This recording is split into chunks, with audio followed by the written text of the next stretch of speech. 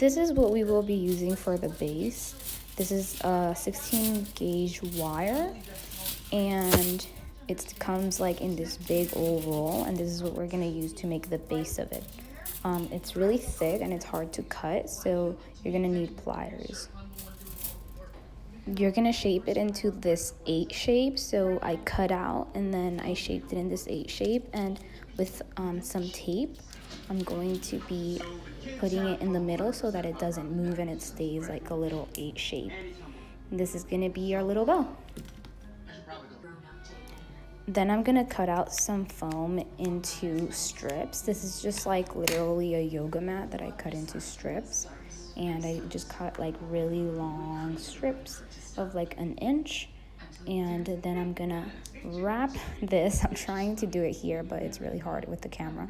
I'm gonna wrap it and glue it onto the metal, and it's gonna be just completely wrapped in this foam, and this is what it's gonna look like. Then I'm gonna go ahead and I'm gonna paint it. Here I mixed some black.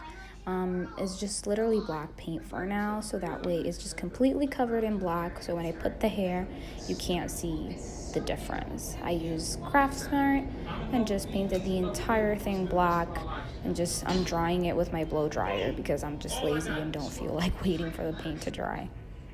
Then you're gonna cut out the wefts off of your wig, and it's gonna be long wefts. I just took literally the same type of wig and then wrap it around this foam shape thing.